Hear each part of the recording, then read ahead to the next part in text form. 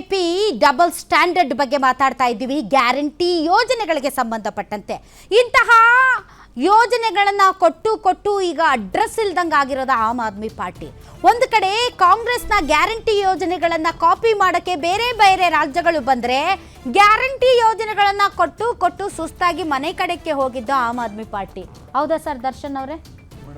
ಇದನ್ನ success ಅನ್ನೋಣ, failure ಅನ್ನೋಣ, ಏನು ಅನ್ನೋಣ ಇದನ್ನ? ಮೊಟ್ಟ ಮೊದಲನೇದಾಗಿ ಗ್ಯಾರಂಟಿ ನ್ಯೂಸ್ಗೆ ಶುಭಾಶಯಗಳು. ಒಳ್ಳೆಯ ರೀತಿಯಲ್ಲಿ ಕರ್ನಾಟಕ ಜನ ಇದನ್ನು ಒಪ್ಕೊಳ್ಳಿ ಮತ್ತು ನಿಮ್ಗೆ ಒಳ್ಳೇದಾಗಲಿ ಅಂತ ನಾನು ಇದು ಮಾಡ್ತೀನಿ. ಮತ್ತು ಮೊದಲೇ ಡಿಬೇಟ್ಗೆ ಬರೋದಕ್ಕೆ ಅವಕಾಶ ಕೊಟ್ಟಿದ್ದಕ್ಕೆ ನಾನು ಧನ್ಯವಾದಗಳನ್ನು ತಿಳಿಸ್ತಾ ಇದ್ದೀನಿ. ಒಂದು, ನೀವು ಕೇಳಿದರೆ ನಾವು ಸೋತು ಸುಣ್ಣಾಗಿದ್ದೀವಿ, ಇದು ಮನೆಗೆ ಹೋಗಿದ್ದೀವಿ ಅಂತ. ಒಂದು, ಈ ವಿಚಾರದಲ್ಲಿ ಗ್ಯಾರಂಟಿ ಅಂತಲೇ ಯಾಕೆ ಕೊಟ್ವಿ ಮತ್ತು ಗ್ಯಾರಂಟಿ ಯಾಕೆ ತಂದ್ವಿ ಅನ್ನೋದಕ್ಕೆ ನಾನು 5 ನಿಮಿಷ ಭಾಷಣ ಇಲ್ಲ. ನನ್ನ ಪ್ರಶ್ನೆ ವೆರಿ ಸ್ಟ್ರೇಟ್. ಈಗ ಗ್ಯಾರಂಟಿ ಬೇಕಾ ಬೇಡವಾ? 100% ಬೇಕು. ಗ್ಯಾರಂಟಿ 100% ಗ್ಯಾರಂಟಿ ಬೇಕು. ದೃಷ್ಟಿಯಲ್ಲಿ ಸಕ್ಸಸ್ ಆಗುತ್ತಾ, ಫೇಲಿಯರ್ ಆಗುತ್ತಾ? ಪಾಸ್ ಆದ್ರೂ ಕೂಡ ಆರ್ಥಿಕವಾಗಿ ದಿವಾಳಿಯತ್ತ ಹೋಗ್ತಾ ಇದೆ ಅನ್ನೋ ಅಭಿಪ್ರಾಯ ಇದೆ. ಗ್ಯಾರಂಟಿಯಿಂದ ಎಲ್ಲರೂ ಸಕ್ಸಸ್ ಅಂತಿದ್ರೆ ನೀವು ಮಾತ್ರ ಫೇಲಿಯರ್ ಆದ್ರಲ್ಲ, ಹೆಂಗೆ? ಹಂಗಾದ್ರೆ ನಮ್ಮ ಗ್ಯಾರಂಟಿ ಇವತ್ತು ನಾವು 2020 ಇಸ್ವಿನಲ್ಲಿ ಕೊಟ್ಟ ಗ್ಯಾರಂಟಿಯನ್ನೇ ನಾವು ಅದನ್ನು ಇಂಪ್ಲಿಮೆಂಟ್ ಮಾಡಿದ್ದಕ್ಕೆ 2020ರಲ್ಲಿ ನಾವು ಅಧಿಕಾರಕ್ಕೆ ಬಂದ್ವಿ. ಇದರಲ್ಲಿ ಇದಕ್ಕೆ ಆ ಟೈಮ್ನಲ್ಲೂ ಕೂಡ 62 ಸ್ಥಾನ ನಾವು ಗೆದ್ದಿದ್ವಿ. ಈಗಿಂದ ನಾವು ಗ್ಯಾರಂಟಿ ಕೊಟ್ಟಿದ್ದಕ್ಕೆ ನಮಗೆ ಹೆಮ್ಮೆ ಇದೆ. ಮತ್ತು ಯಾವುದೇ ಪಾರ್ಟಿ ಇರಲಿ, ಅಕ್ರಾಸ್ ಇಡೀ ಇಂಡಿಯಾದಲ್ಲಿ ಎಲ್ಲೇ ಆಗಲಿ, ಯಾರೇ ಆಗಲಿ, ಗ್ಯಾರಂಟಿ ಯಾರೇ ತೊಗೊಂಡು ಬಂದರೂ ಅದನ್ನು ಕರೆಕ್ಟಾಗಿ ಇಂಪ್ಲಿಮೆಂಟ್ ಮಾಡಿದ್ರೆ ನಾವು ಅದನ್ನು ಒಪ್ತೀವಿ, ಅದನ್ನು ಸಮರ್ಥಿಸ್ಕೊಳ್ತೀವಿ. ಯಾಕೆ ಅಂತ ಹೇಳಿದರೆ, ಗ್ಯಾರಂಟಿ ಅನ್ನೋದು ಒಂದು ಕಮಿಟ್ಮೆಂಟು. ಮುಂಚೆ ಏನು ಮಾಡ್ತಾ ಇದ್ರು ಎಲ್ಲ ಪೊಲಿಟಿಕಲ್ ಪಾರ್ಟೀಸ್ಗಳು, ಪರಿಸ್ಥಿತಿ ಏನಾಗಿದೆ ಸ್ವಲ್ಪ ಹೇಳಿ. ಒಂದು ಎಲ್ಲ ಪೊಲಿಟಿಕಲ್ ಪಾರ್ಟೀಸು ಒಂದು ಪ್ರಣಾಳಿಕೆ ಅಂತ ಮಾಡಿಕೊಂಡು ಗ್ಯಾರಂಟಿ ಯೋಜನೆಗಳನ್ನ ಗ್ಯಾರಂಟಿ ಯೋಜನೆಗಳಿಂದ ಪಂಜಾಬಲ್ಲಿ ಏನೂ ಸಮಸ್ಯೆ ಆಗಿಲ್ಲ. ಪಂಜಾಬಲ್ಲಿ ಗ್ಯಾರಂಟಿ ಯೋಜನೆಗಳೇನಿದೆ ಅದಕ್ಕೆ ಕರೆಕ್ಟಾಗಿ ನಡ್ಕೊಂಡು ಹೋಗ್ತಾ ಇದೆ. ಯೋಜನೆಗಳಿಗೆ ತೊಂದರೆ ಆಗಿದೆ ಅಂತ ಹೇಳಿಲ್ಲ, ಸರ್ಕಾರದ ಹೇಳಿ ಕತೆ.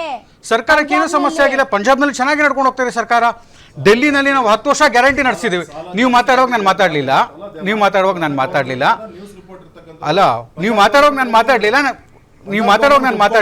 ನಾನು ಮಾತಾಡೋಕೆ ಮುಗಿಸಿ. ಮೇಡಮ್, ಡೆಲ್ಲಿನಲ್ಲಿ ನಾವು ಗ್ಯಾರಂಟಿ ಕೊಟ್ಟ ನಂತರ ನಾವು ಸೋಷಿಯಲ್ ಎಕನಾಮಿಕ್ ಸ್ಟಡಿ ಮಾಡಿದ್ವಿ. ಡೆಲ್ಲಿನಲ್ಲಿ ಗ್ಯಾರಂಟಿ ಕೊಟ್ಟ ನಂತರ 39% ಲೇಡೀಸಿಗೆ ಉದ್ಯೋಗ ಮಾಡುವಂಥ ಲೇಡೀಸ್ ಸಂಖ್ಯೆಯಲ್ಲಿ 39% ಜಾಸ್ತಿ ಆಗಿದೆ. ಆನಂತರ ಪ್ರತಿ ಫ್ಯಾಮಿಲಿಗೆ 16,000 ರೂಪಾಯಿ ಪ್ರತಿ ಫ್ಯಾಮಿಲಿಗೆ ಪ್ರತಿ ತಿಂಗಳು ಉಳಿತಾಯ ಆಗ್ತಾ ಇತ್ತು. ನೀವು ವೆಚ್ಚ ಹೇಳ್ಬೇಡಿ ಸರ್ ಮೇಡಮ್, ನಾವು ಡೆಲ್ಲಿನಲ್ಲಿ ಕೊಟ್ಟ ಗ್ಯಾರಂಟಿ, ವೆಚ್ಚ ಹೇಳ್ಬೇಡಿ, ಡೆಲ್ಲಿನಲ್ಲಿ ಆರ್ಥಿಕ ಸ್ಥಿತಿಗತಿ ಹೇಳಿ. ಆರ್ಥಿಕ ಸ್ಥಿತಿಗತಿನೇ ಹೇಳ್ತಾ ಇದ್ದೀನಿ. ಯೋಜನೆಗಳು ಸಕ್ಸಸ್ ಆ ಫೇಲಿಯರ್ ಅನ್ನೋದಕ್ಕೆ ಮಾನದಂಡ ಏನು ಅಂದ್ರೆ ಅದರ ರೀಚ್ ಒಂದು ಕಡೆ, ಇನ್ನೊಂದು ಕಡೆ ಆ ಸರ್ಕಾರದ ಬೊಕ್ಕಸ ಮತ್ತು ಅಲ್ಲಿನ ಆರ್ಥಿಕ ಶಿಸ್ತು. ಅದನ್ನೇ ಹೇಳ್ತಾ ಇದ್ದೀನಿ ನಾನು. ಆ ಸರ್ಕಾರ ನಾವು ಗ್ಯಾರಂಟಿ ಕೊಟ್ಟ ನಂತರ ಕೂಡ ನಾವು 9 ವರ್ಷ ಸರ್ಪ್ಲಸ್ ಬಜೆಟ್ ಕೊಟ್ಟಿದ್ದೀವಿ. ನಾವು ಅಧಿಕಾರಕ್ಕೆ ಬಂದಾಗ 2015 ಇಸ್ವಿನಲ್ಲಿ ನಾವು ಫಸ್ಟ್ ಟೈಮ್ ಅಧಿಕಾರಕ್ಕೆ ಬಂದಾಗ 21,000 ಕೋಟಿ ರೂಪಾಯಿ ಇತ್ತು ಬಜೆಟ್, ಡೆಲ್ಲಿ ಬಜೆಟು. ಈಗ ನಾವು ಅಧಿಕಾರದಿಂದ ಹಿಡಿಯೋ ಟೈಮ್ನಲ್ಲಿ 1 ಲಕ್ಷ ಕೋಟಿ ಡೆಲ್ಲಿ ಬಜೆಟ್ ತಲುಪಿದೆ. ಆದಾಗಿ ಕೂಡ ನಾವು ಪ್ರತಿ ವರ್ಷ ಕೂಡ 9 ವರ್ಷ ಸರ್ಪ್ಲಸ್ ಬಜೆಟ್ ಕೊಟ್ಟಿದ್ದೀವಿ. ಅನುಭವಿಸ್ತಾ ಇರುವಂತಹ ರಾಜ್ಯಗಳಲ್ಲಿ ಪಂಜಾಬ್ ಅಷ್ಟೇ. ಡೆಲ್ಲಿನಲ್ಲಿ 9 ವರ್ಷ ಸರ್ಪ್ಲಸ್ ಬಜೆಟ್ ಕೊಟ್ಟಿದ್ದೀವಿ. ಪಂಜಾಬಲ್ಲಿ ನಾವು ಇವಾಗ ಅಧಿಕಾರಕ್ಕೆ ಬಂದಿದ್ದೀವಿ, 3 ವರ್ಷ ಮಾತ್ರ ಆಗಿದೆ. ಕಷ್ಟ ಏನಿದೆ ಹೇಳಿ. ಯಾಕಂದ್ರೆ ಡೆಲ್ಲಿನಲ್ಲಿ ಇದಕ್ಕಿಂತ ಮುಂಚೆ ಆರ್ಥಿಕವಾಗಿ ಸಂಪದ್ಭರಿತವಾದ ರಾಜ್ಯ. ಅಲ್ಲಿ ಕೃಷಿ ಅಂತದ್ದು ಬೇರೆ ಅಂತ ಸಾಮಾನ್ಯ ಖರ್ಚುಗಳು ಬಹಳ ಕಡಿಮೆ ಇದಾವು. ಡೆಲ್ಲಿಯಲ್ಲಿ ಸರ್ಪ್ಲಸ್ ಬಜೆಟ್ ಕೊಡೋದು ಯಾರಿಗೂ ಕಷ್ಟ ಅಲ್ಲ. ಅಲ್ಲಿ ಬಿಜೆಪಿ ಬಂದ್ರು ಈಗ ಡಬಲ್ ಸ್ಟ್ಯಾಂಡರ್ಡ್ ಅಂತ ಏನು ಕಾರ್ಯಕ್ರಮ ಮಾಡ್ತಾ ಇದ್ದಾರೆ. ಇದರಲ್ಲಿ ಬಿಜೆಪಿ ಬಂದ ತಕ್ಷಣ ಡೆಲ್ಲಿಗೆ ಎಕ್ಸ್ಟ್ರಾ 15,000 ಕೋಟಿ ಕೊಟ್ಟಿದ್ದಾರೆ. ಆ ಬಜೆಟ್ ಅಲ್ಲಿ ಆಡ್ ಮಾಡಿದ್ದಾರೆ. ಅಂದ್ರೆ ಡಬಲ್ ಸ್ಟ್ಯಾಂಡರ್ಡ್ ಅನ್ನೋದು ನಿಮ್ ಪಾರ್ಟಿ ಎಲ್ಲ ರಾಜ್ಯಗಳಿಗೂ ಯಾವ್ದು ಬಿಜೆಪಿ ವಿರೋಧಿ ರಾಜ್ಯಗಳಿದೆ, ಪ್ರತಿ ರಾಜ್ಯ ಕೂಡ ಜಿಎಸ್ಟಿ ಪಾಲನೆ ಅನ್ಯಾಯ ಮಾಡಿದ್ದಾರೆ. ಅದು ತಮಿಳುನಾಡು ಇರ್ಬೋದು, ಕೇರಳ ಇರ್ಬೋದು, ಡೆಲ್ಲಿ ಇರ್ಬೋದು, ಪ್ರತಿ ಕಡೆ. ಆರ್ಥಿಕ ಶಿಸ್ತು ವಿಚಾರಕ್ಕೆ ಸಂಬಂಧಪಟ್ಟಂತೆ ಮೇಡಮ್ ಬಂದಿರೋದು ಬರೀ 3 ವರ್ಷ ಆಗಿದೆ. ರಿಲೇಟೆಡ್ ಇಶ್ಯೂಸ್ ಇಂದಾಗಿ ಅದು ಎಕನಾಮಿಕಲಿ ಅದು ತುಂಬಾ ಮಿಸ್ಮ್ಯಾನೇಜ್ಮೆಂಟ್ ಜಾಸ್ತಿ ಇದೆ, ಅದನ್ನ ಒಪ್ಕೊಳ್ಳೋಣ. ಬಟ್ ಸುನೀಲ್ ಸರ್, ಈಗ ಗ್ಯಾರಂಟಿಗಳು ಅಂತಂದ್ರೆ ಅದು ಬಿಜೆಪಿಗೆ ಒಂಥರ ಅಪತ್ಯ. ಗ್ಯಾರಂಟಿ ಅನ್ನೋದು ಅಪತ್ಯ. ಆದ್ರೆ 2021ರಲ್ಲೇ 2021ರಲ್ಲೇ ಹೈಯೆಸ್ಟ್ ಫಿಸಿಕಲ್ ಡಿಫಿಸಿಟ್ ಇರುವಂತಹ ಟೈಮಲ್ಲೇ ಕಿಸಾನ್ ಸಮ್ಮಾನ್ ಯೋಜನೆ ಅಂತ 6,000 ರೂಪಾಯಿ ಕೊಟ್ಟವ್ರು ಇವರು. ಅದನ್ನ ಗ್ಯಾರಂಟಿ ಅನ್ಬೇಕೋ ಅಥವಾ ಏನ್ ಅನ್ಬೇಕು ಸರ್? ಅದು ತೆಲಂಗಾಣ ಗೌರ್ಮೆಂಟ್ ಅವಾಗ ಏನಿತ್ತು TRS ಅದನ್ನ ಕಾಪಿ ಮಾಡಿ ಕಿಸಾನ್ ಸನ್ಮಾನ್ ಯೋಜನೆಯನ್ನು ಪ್ರಧಾನಮಂತ್ರಿ ಅವರು ಜಾರಿಗೆ ತಂದ್ರು. ಕರ್ನಾಟಕದ ಸರ್ಕಾರ ಯಾವಾಗ ಅನೌನ್ಸ್ ಮಾಡ್ತು ಗ್ಯಾರಂಟಿ ಯೋಜನೆಗಳು, ಅದ್ರ ವಿರುದ್ಧ ಪ್ರಧಾನಮಂತ್ರಿ ಅವರು ಮಾತಾಡಿದ್ರು. ಅದು ತುಂಬಾ ಸಲ ಆಗುತ್ತೆ. ಬಿಜೆಪಿ ಅವರು ಹೇಳೋದಕ್ಕೂ ಮಾಡೋದಕ್ಕೂ ಅಜಗಜಾಂತರ ವ್ಯತ್ಯಾಸ ಇರೋದು ಸ್ಪಷ್ಟವಾಗಿ ಕಂಡು ಬರುತ್ತೆ. ಬಟ್ ಇಲ್ಲಿ ಒಂದು ನಮ್ಮ ಪ್ರಶ್ನೆ ಬರುತ್ತೆ, ಅವರು ವರ್ಡ್ ಮಿನಿಮಮ್ ಇದು ಬೇಕಾಗುತ್ತೆ ಎಲ್ಲರಿಗೂ ಒಂದು ಘನತೆಯ ಬದುಕನ್ನು ಕಟ್ಕೊಳ್ಳಿಕ್ಕಂತ. Universal basic correct. ಅದಕ್ಕೆ ಅಭಿಷೇಕ್ ಬ್ಯಾನರ್ಜಿ ಅವರು ಹೇಳಿದ್ದಾರೆ, ಅಮರ್ತ್ಯ ಸೇನ್ ಅವರು ಹೇಳಿದ್ದಾರೆ, ವರ್ಲ್ಡ್ ದ ಬೆಸ್ಟ್ ಎಕನಾಮಿಸ್ಟ್ಗಳು ಹೇಳ್ತಾರೆ. ಯಾಕಂದ್ರೆ ಸರ್ಕಾರ ನಡೆಸೋದು ಲಾಭಕ್ಕಾಗಲ್ಲ, ಜನರ ಕಲ್ಯಾಣಕ್ಕಾಗಿ. ಹೀಗಾಗಿ ನಾವು ಬೇಸಿಕ್ ಫೆಸಿಲಿಟೀಸ್ ಏನಿರುತ್ತೆ, ಫ್ರೀ ಎಜುಕೇಷನ್ ಕೊಡಬೇಕು, ಫ್ರೀ ಹಾಸ್ಪಿಟಲ್ ಕೊಡಬೇಕು, ಆಮೇಲೆ ಘನತೆಯ ಬದುಕು ನಡೆಸೋಕ್ಕಾಗಿ, ಹಸಿವು ಮುಕ್ತ ಮಾಡೋದಕ್ಕಾಗಿ ಕಾರ್ಯಕ್ರಮಗಳನ್ನು ಮಾಡ್ಕೋಬೇಕು. ಅದಕ್ಕಾಗಿ ಗ್ಯಾರಂಟಿ ಪದ ಅನ್ನೋದೇ ಸರಿಯಾದ ಪದ ಅಲ್ಲ.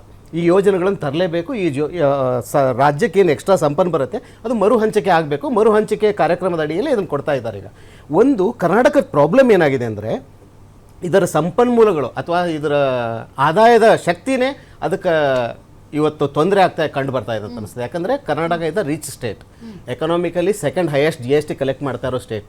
ಬಟ್ ಇವರು ಹೋದ ವರ್ಷದ ಕಷ್ಟಪಟ್ಟರೆ ಈ ವರ್ಷ 72,000 ಕೋಟಿ ಒಂದು ಬಜೆಟನ್ನು ಇಟ್ಟಿದ್ದಾರೆ ಖರ್ಚಿಗಾಗಿ, ಅಭಿವೃದ್ಧಿಗಾಗಿ. ಅದೇ ದೊಡ್ಡ ಸಾಧನೆ ಅಂತ ಹೇಳ್ಬೋದು ಸಿದ್ದರಾಮಯ್ಯ ಅವರದ್ದು.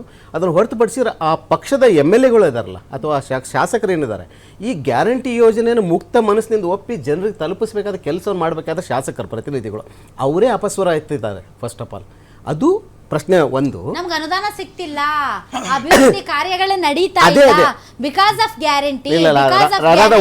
ಅವರೇ ಹೇಳ್ತಿರೋದು ಶಾಸಕರು. ಒಂದು ಅದಕ್ಕೆ ಹೇಳ್ತಾರೆ, ನಾವು ಕರ್ನಾಟಕ ರಿಚ್ ಸ್ಟೇಟು, ಸಂಪನ್ಮೂಲಗಳ ಅತಿ ಹೆಚ್ಚಿನ ಸಶಕ್ತವಾಗಿದೆ, GST ಕ್ರೋಢೀಕರಣ ಹೆಚ್ಚಿಗೆ ಇದೆ ಇಲ್ಲಿ.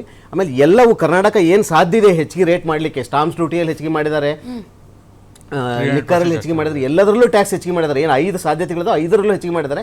ಎಲ್ಲದರಲ್ಲೂ ಓವರ್ ಕಲೆಕ್ಷನ್ ಆಗಿದೆ. ಒಂದು ನಿಮಿಷ ಸರ್, ನಾನು ಮುಗಿಸ್ಬಿಡ್ತೇನೆ. ಇಷ್ಟೆಲ್ಲ ಮಾಡಿದ ಮೇಲೆ ಆರ್ಥಿಕ ಶಿಸ್ತನ್ನ ಅದನ್ನ ಜನರಿಗೆ ತಲುಪಿಸಬೇಕಾದ್ದು ಕರ್ತವ್ಯ, ಅದನ್ನ ಮಾಡ್ತಾ ಇದ್ದಾರೆ ಸರ್ಕಾರ. ಬಟ್ ಸರ್ಕಾರದ ಉಳಿದ ಶಾಸಕರು ಅದನ್ನ ಒಪ್ಪಿಕೊಂಡು ನಡೆಸ್ಕೋಬೇಕು. ನಾವು BJP ನೆಕ್ಸ್ಟ್ ಹೋಗೋಣ ಅಂತ. ಕಾಂಗ್ರೆಸ್ ಇಲ್ಲಿ ಸರಿ ಮಾಡ್ತಾ ಇದ್ರು ಸಹಿತ ಆರ್ಥಿಕ ಶಿಸ್ತನ್ನು ಕಾಪಾಡ್ಕೊಂಡಿದೆ. ಹೇಳ್ತೀರಿ ಸರ್ ಸರಿ ಮಾಡ್ತಾ ಇದ್ದಾರೆ ಅಂತ? ಇದು ಒಂದು ನಿಮಿಷ, ಯಾಕಂದ್ರೆ GSDP ನಾರ್ಮ್ಸ್ ಇದೆ ಒಂದು, ರಿಸರ್ವ್ ಬ್ಯಾಂಕ್ ಮತ್ತು central finance commission, 15th finance commission ಒಂದು ಇರುತ್ತೆ. GSDP ನಾರ್ಮ್ಸ್ ಪ್ರಕಾರ 25% ಗಿಂತ ಕಡಿಮೆನೇ ನಾವು ಲೋನ್ ತೆಗೆದುಕೊಳ್ಬೇಕು. ಆ ಆರ್ಥಿಕ ಶಿಸ್ತನ್ನು ಕಾಯ್ದುಕೊಳ್ಳುವ ಯಾವ ರಾಜ್ಯ ಇರುತ್ತೆ ಅವರಿಗೆ ಲೋನ್ ಮರುಪಾವತಿ ಮಾಡುವ ಹಕ್ಕನ್ನು ಹೊಂದಿರುತ್ತೆ ಅಥವಾ ಶಕ್ತಿ ಹೊಂದಿರುತ್ತೆ ಅನ್ನೋ ಕಾರಣಕ್ಕೆ GSDP ಇಟ್ಟಿರ್ತಾರೆ. ಆ ಹಂತದಲ್ಲಿ ನೋಡ್ತಾ ಇದ್ರೆ 49.9% ತೆಗೆದುಕೊಂಡಿದ್ದಾರೆ ರಾಜ್ಯದವರು. ಏನ್ ಬಿಟ್ಟಿಲ್ಲ ಅವಕಾಶ, 1% ಅಷ್ಟೇ ಬಿಟ್ಟಿದ್ದಾರೆ, 0.1%. ಅಷ್ಟರ ಮಟ್ಟಿಗೆ ಸಾಲ ತೆಗೆದುಕೊಳ್ಳಕ್ಕೆ ಸರ್ಕಾರ ರೆಡಿ ಆಗಿದೆ. ಅಂದ್ರೆ ಎಲ್ಲೇ ಒಂದ್ ಕಡೆ ಸಾಲವನ್ನು ತೆಗೆದುಕೊಂಡು ಬಡ್ಡಿ ಕಟ್ಟೋ ಕಾರ್ಯಕ್ರಮವನ್ನು ಸಿದ್ದರಾಮಯ್ಯ ಮಾಡ್ತಾ ಇದ್ದಾರೆ. ನೀವ್ ಹಿಂಗೆ ಹೇಳ್ತೀರಿ ಸರ್. ತೆಲಂಗಾಣ CM ರೇವಂತ್ ರೆಡ್ಡಿ ಏನ್ ಹೇಳ್ತಾರ ಬನ್ನಿ ನೋಡೋಣ. ರೇವಂತ್ ರೆಡ್ಡಿ ಅವರು ಸಂಬಳ ಕೊಡೋಕ್ ದುಡ್ಡಿಲ್ಲ, ಸಾಲಕ್ಕೆ ಬಡ್ಡಿ ಕಟ್ಟಕ್ ದುಡ್ಡಿಲ್ಲ, ಆಗ್ತಿಲ್ಲ ನಿಭಾಯಿಸೋದಕ್ಕೆ ಅಂತ ರೇವಂತ್ ರೆಡ್ಡಿ ಅವರು ತೆಲಂಗಾಣ CM ಹೇಳ್ತಾರೆ. ಬನ್ನಿ ನೋಡೋಣ. KCR जो परसेप्शन क्रिएट किया हुआ है उसी परसेप्शन में आप लोग है. Telangana debts are not 3.75 lakh crores. Telangana debts are 7 lakh crores. 7 lakh crores. हम 2014 में KCR को जब तेलंगाना राज्य बनाकर तब हाथ में दिया था 69,000 प्लस क्रोर्स डेप्ट था.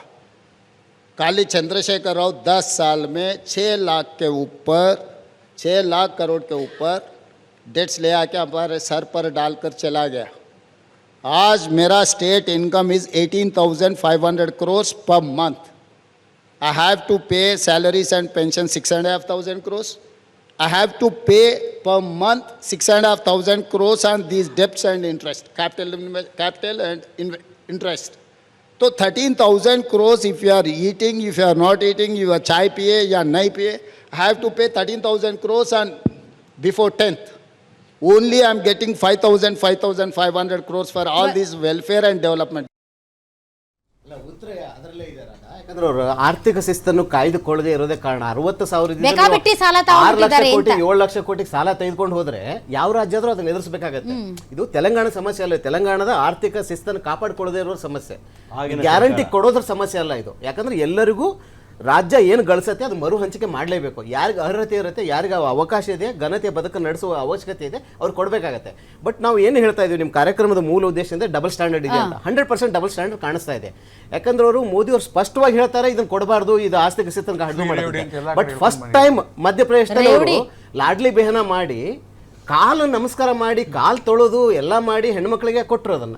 ಮತ್ತೆ ಗೆದ್ದು ಬಂದರು. ಅದು ಇಲೆಕ್ಷನ್ ಅವ್ರು ಯಾರಾದರೂ ಗೆಲ್ಲಿ, ಯಾವ ಪಾರ್ಟಿ ಗೆದ್ರು ಡಸಂಟ್ ಮ್ಯಾಟರ್, ಅದು ಅವ್ರವ್ರ ಹಕ್ಕು, ಅವ್ರವ್ರ ಜನರ ಅಭಿಪ್ರಾಯ.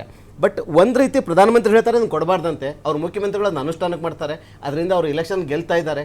ಅದೇ ಇದನ್ನು ದೆಹಲಿಗೆ ಅವ್ರು ಅಪ್ಲೈ ಮಾಡಿದ್ರು, ಮಹಾರಾಷ್ಟ್ರಕ್ಕೆ ಅಪ್ಲೈ ಮಾಡಿದ್ರು, ಹಿಮಾಚಲ್ ಪ್ರದೇಶಲ್ಲೂ ಟ್ರೈ ಮಾಡಿದ್ರು, ಆಗಲಿಲ್ಲ. ಲೈಕಿಲಿ ಕಾಂಗ್ರೆಸ್ ಅವ್ರಿಗೆ ಬೆಟರ್ ಆಗಿ ಪ್ರೆಸೆಂಟ್ ಮಾಡ್ತಾ ಅನ್ಸುತ್ತೆ, ಅಥವಾ ಅಲ್ಲಿ ಆಂಟಿ ಇನ್ಕಂಬೆನ್ಸಿ ವರ್ಕ್ ಆಗಿರಬೇಕು, ಅದಕ್ಕಾಗಿ ಬಿಜೆಪಿ ಸೋತಿದ್ದಾರೆ. ಈಗ ಅವ್ರು ಉತ್ತರ ಪ್ರದೇಶದಲ್ಲೂ 100% ಗ್ಯಾರಂಟಿ ಯೋಜನೆಗಳನ್ನ ಅನುಷ್ಠಾನ ಮಾಡೇ ಮಾಡ್ತಾರೆ. 1 ವರ್ಷ ಇಲೆಕ್ಷನ್ ಇದ್ದಾಗೆ ಇದನ್ನ ಬೇಕಾದ್ರೆ ನಾವು ಬರ್ದಿಟ್ಕೋಬಹುದು. ಹೈಯೆಸ್ಟ್ ಪಾಲ್ ಹೋಗ್ತೈತಲ್ರಿ ಸರ್ ಅವರಿಗೆ, ಹಂಗಾಗಿ ಅವ್ರು ಕೊಡಬಹುದು ಫ್ರೀ ಆಗಿ ಗ್ಯಾರಂಟಿ.